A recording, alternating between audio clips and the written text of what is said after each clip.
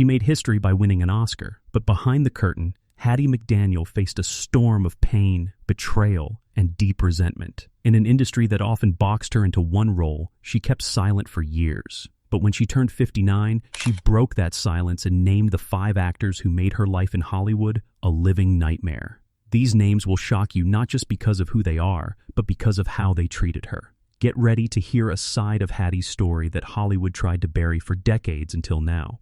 Before we dive into video, please subscribe our channel.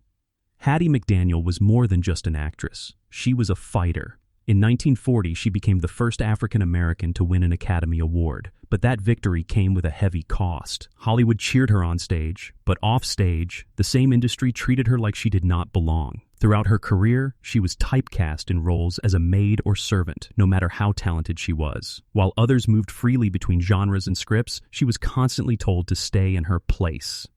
Hattie lived in a time when racism was open and brutal. She was often not even allowed to attend her own movie premieres because they were held in whites-only venues. Even when she won her Oscar for Gone with the Wind, she was seated at a segregated table, far from her cast members. Behind her smile was a woman carrying deep wounds, many caused not just by a racist system, but also by the people she worked with. Some actors whispered behind her back. Some were openly cruel. Some mocked her success, and others went out of their way to make her feel small.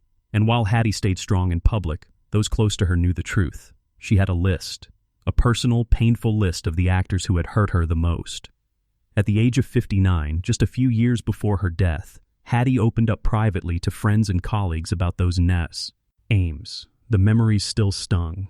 And today, we will reveal those 5 actors, those who stood not just as co-stars, but as cold reminders of Hollywood's darkest side. These are the actors Hattie McDaniel hated the most, and the stories behind that hatred are as heartbreaking as they are revealing. Now we talk about 5 names she hated the most. Number 1, Clark Gable. To the world, Clark Gable was the king of Hollywood, known for his charm, powerful presence, and unforgettable role as Rhett Butler in Gone with the Wind. But to Hattie McDaniel, he was something very different, a friend who failed her when it mattered the most. During the filming of Gone with the Wind, Hattie and Clark shared many moments on set. They laughed between takes. Clark even defended her once when a director made a crude joke. Hattie believed she had found an ally in him, someone who respected her not just as a performer, but as a person. That hope, however, would not last. The premiere of Gone with the Wind was scheduled to take place in Atlanta, Georgia, a city still buried deep in segregation. Black cast members, including Hattie, were not invited to walk the red carpet or even enter through the front door. Hattie was heartbroken. It was the biggest moment of her career, and she was being excluded simply because of the color of her skin. Rumors spread that Clark Gable was furious and threatened to boycott the premiere. Hattie held on to that. She thought he would take a stand. But when the night came, Clark attended the premiere, posed for photographs, and never mentioned her name. Not once. The man she had trusted chose silence over support. That moment changed Hattie. She never spoke badly about Clark in public. She kept her pain quiet. But years later, in private conversations, she revealed how betrayed she felt. She had stood by him, laughed with him, trusted him, and when she needed him most, he was not there. It was not just about missing a premiere. It was about dignity, loyalty, and courage. Clark Gable had the power to speak up and chose not to. That silence spoke louder than any words. For Hattie, that wound never truly healed. She still respected his talent. But the betrayal lingered, and it earned Clark Gable a permanent place on the list of actors she hated the most, not because of who he was on screen, but because of what he refused to be off it. Number 2, Olivia de Havilland. Olivia de Havilland played Melanie Hamilton in Gone with the Wind, a character full of kindness and grace, but behind the camera, her real-life behavior toward Hattie McDaniel was far from warm. In fact, Hattie often described her as one of the coldest people she ever worked with. From the very beginning of filming, Hattie could feel it, the distance, the stiffness, the refusal to make eye contact unless absolutely necessary. While other actors on set exchanged pleasantries or light jokes, Olivia barely acknowledged Hattie's presence. It was not overt hatred, it was something even more painful, complete disregard. Hattie understood the times. She knew racism came in many forms. Some people used cruel words. Others simply acted as if she did not exist. Olivia belonged to the second category. She was polite on camera, but icy off it. She never congratulated Hattie when she won her Oscar. She never thanked her for the emotional weight Hattie brought to the film. And when the press asked Olivia about her black co-stars, she always found a way to change the subject or keep it brief. To Hattie, this was not just rudeness. It was a reminder of how invisible she still was, even in her greatest moment. Olivia de Havilland, a woman celebrated for playing gentle characters, had treated her with indifference that felt like a slap to the face. Years later, when Hattie spoke privately about her Hollywood experience, she did not raise her voice in anger. But when Olivia's name came up, there was a long silence. Then, Hattie quietly said, "Some people never saw me, even when I stood right beside them." That sentence spoke volumes. The pain of being ignored by someone she shared so many scenes with left a lasting scar. Olivia never insulted her directly, but her silence and cold behavior made Hattie feel like an outsider, unwelcome, unwanted, and undeserving. For Hattie McDaniel, being hated openly was easier than being erased silently. And that is why Olivia de Havilland earned her place on the list, not for a loud insult, but for a lifetime of quiet cruelty. Number 3. Walter Brennan. Walter Brennan was one of the most awarded character actors of early Hollywood. Known for his gruff voice and old man roles, he won 3 Academy Awards. But while Hollywood praised his talent, Hattie McDaniel saw something much darker in him, a man who made no effort to hide his disdain for her. Unlike others who kept their prejudice quiet, Brennan was loud, brash, and unapologetically racist. He believed black actors should remain in the background, far from the spotlight. Hattie recalled how he once mocked her presence on set, scoffing at the idea of a black woman winning an Oscar. "It is just one more nail in Hollywood's coffin," he allegedly muttered, not caring who overheard. For Hattie, it was not just the words that hurt, it was the way Brennan said them. Cold, sharp, meant to wound. He refused to share scenes with her if he could help it. He refused to learn her name, referring to her only as the maid, even when they were not filming. And when she stood proudly with her Academy Award, Brennan was one of the few who refused to clap. Hattie was used to disrespect in the industry, but Brennan took it further. He spread rumors, fueled division on set, and made her feel unsafe. He turned colleagues into cowards. Many stayed silent around him, afraid to confront his open racism. And that silence gave him more power. One day, after a long day on set, filled with Brennan's muttered insults and sideways glances, Hattie broke down in her dressing room. She told a close friend, "I can take being ignored, but not being humiliated, not every day." That moment stayed with her for the rest of her life. Walter Brennan represented the kind of Hollywood Hattie prayed would change, one where hate wore a smile and bigotry wore a tuxedo. He never apologized. He never changed.